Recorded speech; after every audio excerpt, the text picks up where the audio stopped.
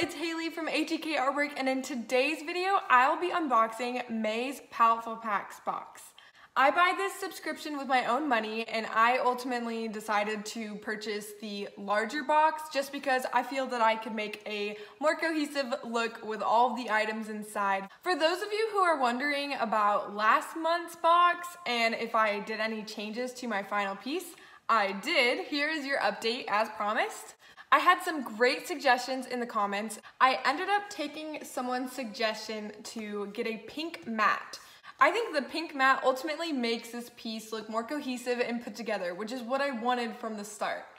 Thank you to everyone who left a suggestion down below. It really helped me think through all the different options I had to finish the piece. Similarly to the first time I received Paletteful Packs, the box is really banged up, but I'm hopeful that the packaging is going to protect what's inside.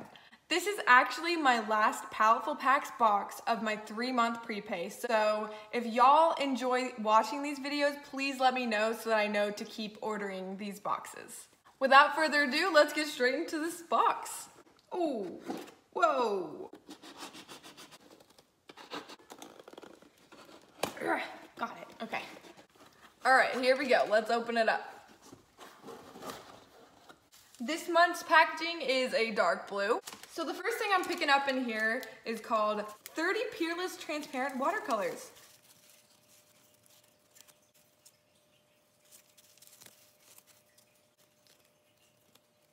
I have no idea what that means, but I'm really excited because I have been getting into watercolor. What is this? 30 Peerless Transparent Watercolors. What does that mean? That sounds so cool. Okay, I guess we'll find out in a second.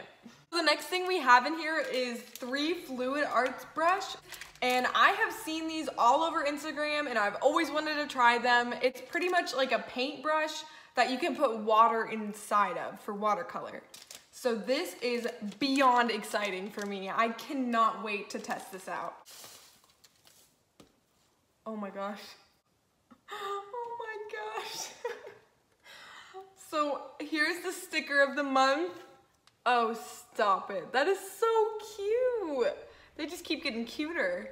Okay, so the next thing in here is a Uniball Signo Broad White pen.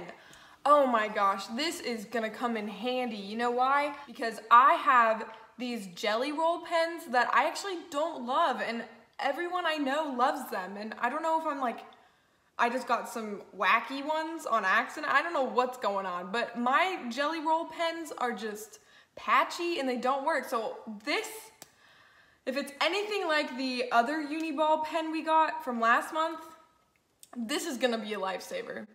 The last thing we have in here is this XL watercolor pad with 30 sheets. 30 sheets of 140-pound paper. This couldn't have been a better box. Honestly. This is exactly what I needed.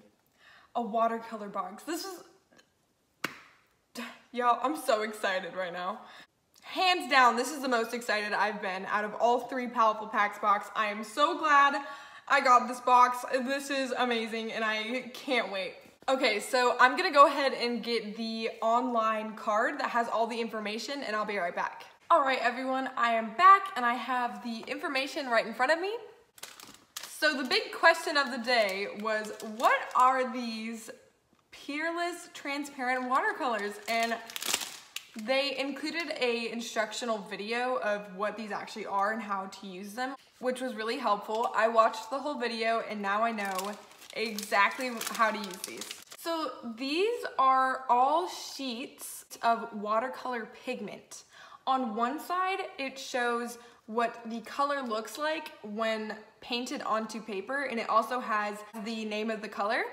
And then on the back side is where the actual pigment is. So you can do one of 2 things. You can use this piece of paper as your palette and just use some water, dip in it, and you're ready to go. Or if you would rather have a little paint palette, you can get a watercolor palette and just take some of that paint and transfer it to a palette. I feel like these are great for traveling, or if you want to do some nature sketches, you could take these out, and once you're done, if you have some that are wet, you can separate them in a Ziploc bag. I just think this is a great idea. I have already noticed that there are a couple of sheets that are smaller than others, which is a little bit weird, but I'm not complaining. I'm still stoked. As you can see, like right here, this green shade is smaller than the yellow shade behind it. If I put them on top of each other, the yellow card is larger. And there's a couple of smaller ones like that, but that doesn't bother me. I'm just pointing out that some of these are a little bit inconsistent. Also inside the bag, it has a little bit of history about transparent watercolors, which is also pretty cool. I like that they included that. These watercolor sheets retail for $25, which isn't that bad for 30 colors. Next up, we got the Marabou Fluid Arts brush set. You can also put ink inside of these and use these as ink brushes. That's really cool. I never even thought of that. This brush set retails for $9.99, which seems like a pretty good deal because there are 3 brushes in here. Next up, we got the Uniball Gel Packed pen in the color white. This pen retails for $3.59, which, like I said in my last video, is not like your standard $1 pen, but if it's anything like the last pen, it's worth it. And lastly, for this Canson XL watercolor pad with 30 sheets of 140-pound cold press paper, this retails for $12.79. The grand total for May's Paletteful Packs Premier box is $51.37. For me personally, I think this particular box is so worth it. I'm so excited. I can't wait to dive into all this stuff. As usual, we have 4 prompts for this month. Number 1, seascape. Number 2, favorite food. Number 3, unusual. And number 4, butterflies. Without further ado, let's get straight into the painting.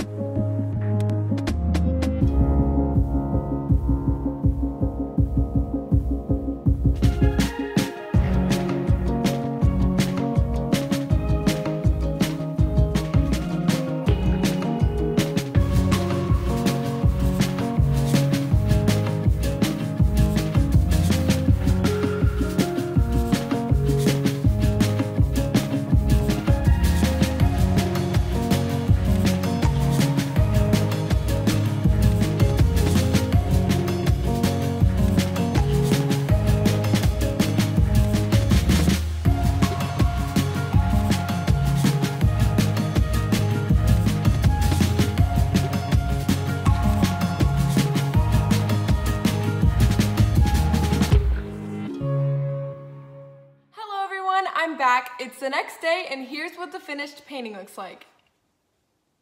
I decided to go with the prompt butterflies because Mother's Day is right around the corner, and I thought this would be a lovely gift for my mom on Mother's Day.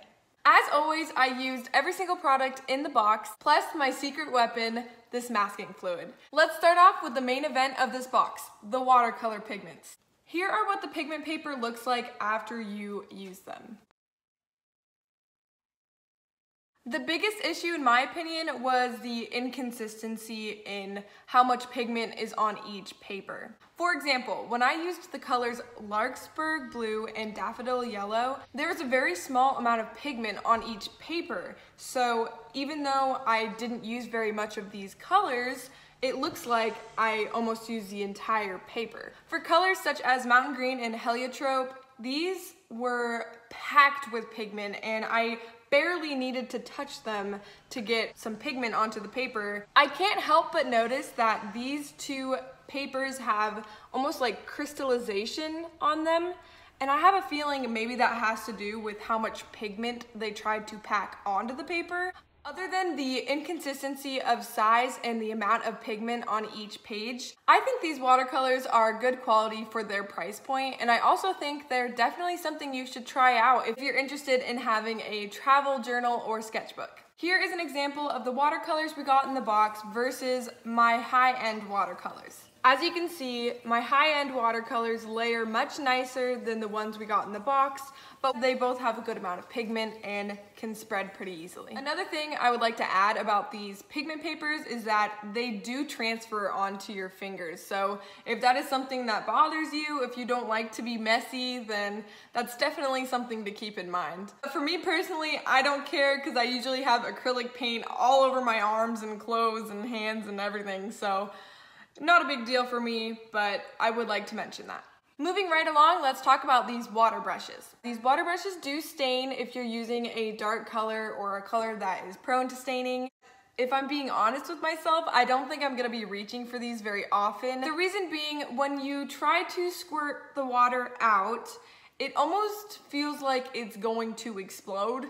And if it did explode water everywhere, I feel like that could potentially be drastic to your painting and devastating in some cases. So I think they're a little bit dangerous and risky. Another thing is if you're using the function to squirt some water out while you're painting, or if you're just putting it in your palette, which is convenient, don't get me wrong. The only downfall is whichever pigment you were using at that time, it gets sucked back up into this water reservoir, and the next time you try to use the water, it will push out that color. And that happened to me while I was painting this. I was using a relatively light color. I was using yellow, and it had a little bit of like a purple red stuck inside, and I didn't know. So when I went to push the water out, all this purple red went all over my yellow, and I was like, oh, no. So that's definitely something to keep in mind if you are wanting to try these out. Overall, I do think these are a little bit more of a gimmick and something that like you've tried once and then that's it. Definitely something fun to try if you're bored, but other than that, if you're working on a piece that you care a lot about, I would definitely stick to your standard watercolor brush. Next up, we have this white Uniball pen. So I'm sorry to say that I didn't enjoy this pen as much as I did the other Uniball pen. Last month I got a gold Uniball pen and it was amazing and buttery and smooth and metallic and awesome. But this guy was still very nice and had a good flow to it, but it wasn't as pigmented as I was expecting. After going over top my watercolor painting, it would start out white, and then as it dried down, it kind of turned into a light version of whatever color was underneath. If you are going for that pop of color look, you might just have to deal with your dreaded jelly roll pen. I'm talking to myself when I say that. I will still be using this pen along with the jelly roll pen until I finally find a white pen that fulfills my dreams. And lastly, we have this XL watercolor paper pad. Sometimes the paper was rejecting the pigment, and yes, that can be really frustrating, but also this is a cheaper paper, so that could definitely be a factor in why that is happening. So I definitely wouldn't be using this paper on a painting that I want to be a complete masterpiece, but I will be using this paper as extra practice, which is really helpful and something that every artist needs. Other than that, I really enjoyed this pad, and once I go through it, I will probably be repurchasing this. This is absolutely my favorite Paletteful Packs box I have gotten so far. I had so much fun with this box, especially because it was in a medium that I love so much and I'm trying to learn about. And I got to try new things such as these water brushes that I've always wanted to try. So this box was definitely a win. That's it for today's video, and as always, if you enjoyed it, please give it a thumbs up, and I'll see you in the next one. Thanks for watching!